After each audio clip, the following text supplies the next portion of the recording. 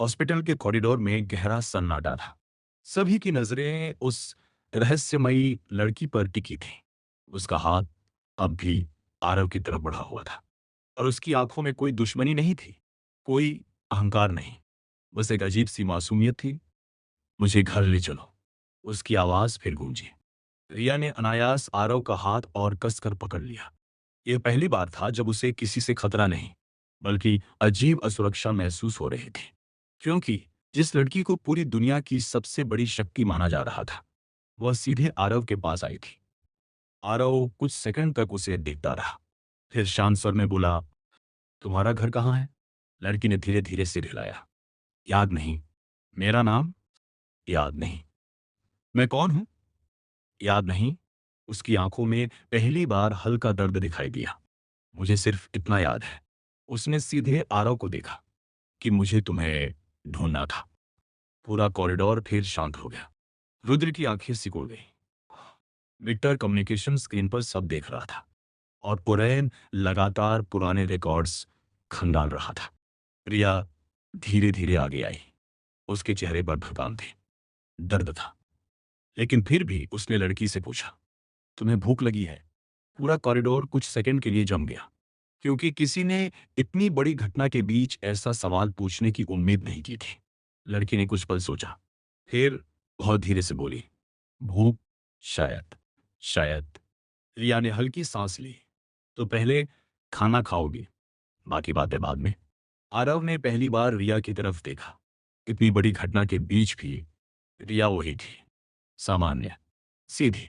और शायद यही वजह थी कि आरव उससे प्यार करता था। तभी विक्टर की इमरजेंसी कॉल आई। Master, sea code transfer 17% complete. Aarav की आंखें सिकुड़ गईं।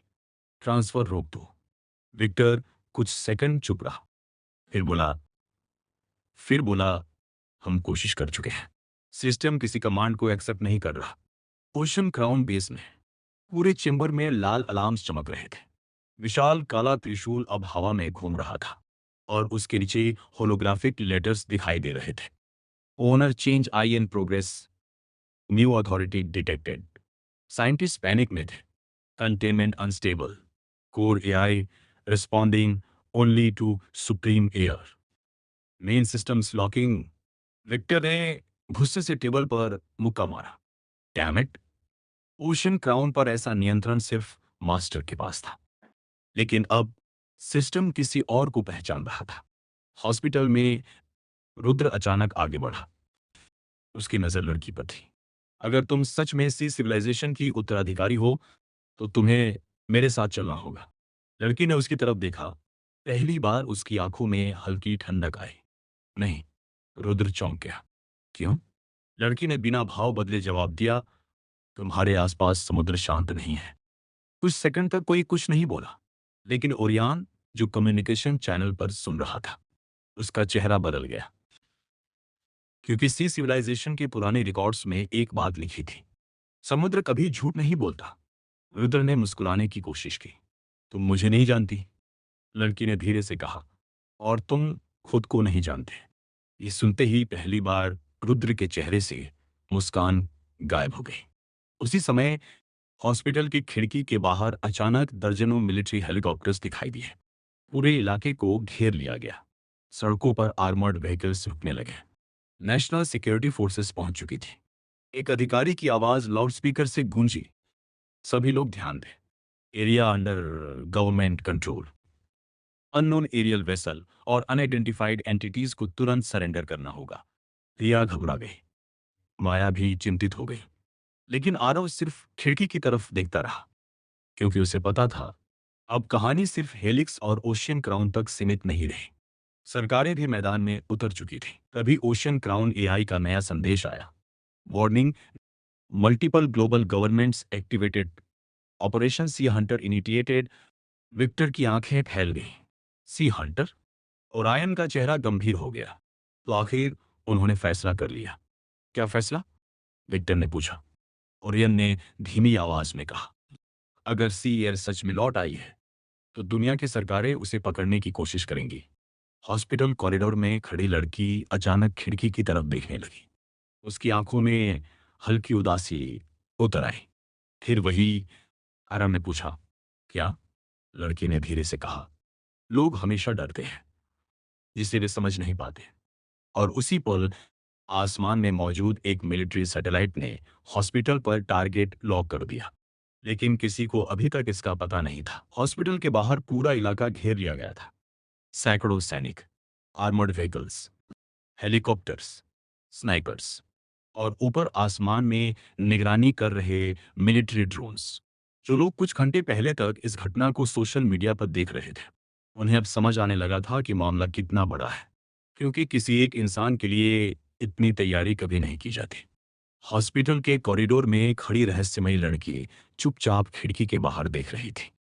उसके चेहरे पर कोई डर नहीं था, जैसे बाहर मौजूद पूरी सेना उसके लिए कोई मायने ही नहीं रखती। यह धीरे धीरे धीरे उसके पास आई।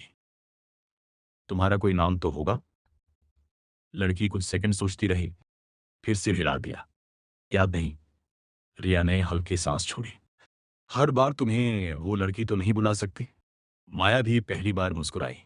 इतनी बड़ी घटना के बीच भी रिया सामान्य रहने की कोशिश कर रही थी।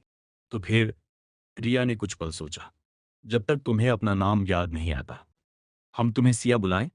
लड़की ने पहली बार थोड़ा आश्चर्य से रिया को देखा। सिया? हाँ, अच्छा नाम है। कुछ सेकंड बाद उसके चेहरे पर हल्की मुस्कान आई। ठीक है। हम्म, फिलहाल मैं सिया हूं। उसी समय ओशन क्राउन बेस में विक्टर ने यह सब कम्युनिकेशन स्क्रीन पर देखा।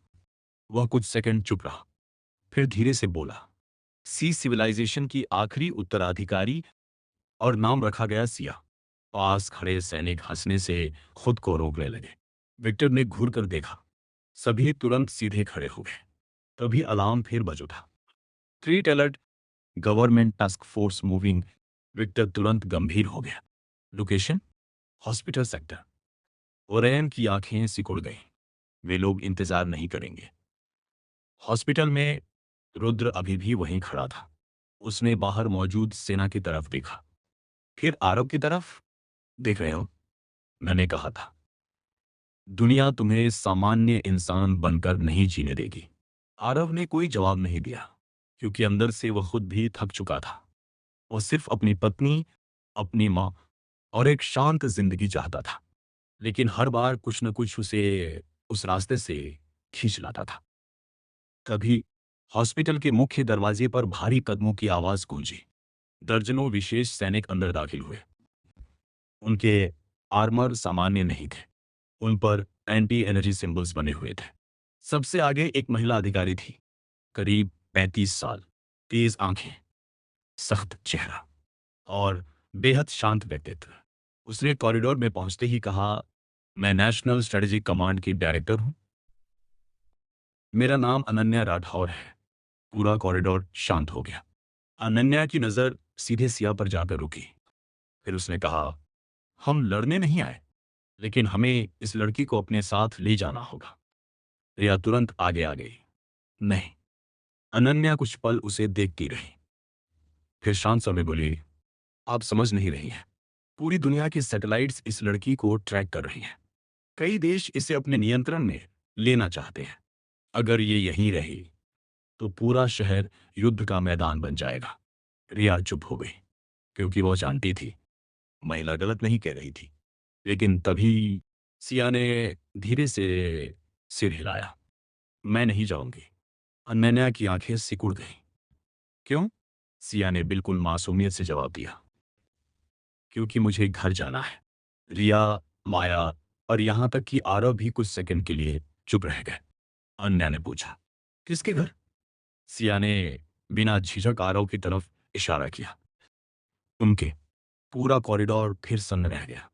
रुद्र ने आंखें बंद कर ली। विक्टर ने माथा पकड़ लिया। और यान ने लंबी सांस ली। और रिया रिया बस अविश्वास से सिया और आरव को देख रही थी। उसी समय समुद्र के नीचे बहुत गहराई में एक ऐसी जगह है जहां ओशन क्राउन भी कभी नहीं पहुंचा था। एक प्राचीन द्वार धीरे धीरे खुलने लगा। हजारों साल पुराना, विशाल, और उसके ऊपर बने सिंबल्स सी सिविलाइजेशन से भी पुराने थे। अंधेरे के भीतर से दो चमकती आंखें खुली। एक भारी आवाज गूंजी, सुप्रीम उत्तराधिकारी जाग चुकी है, तैयारी शुरू करो।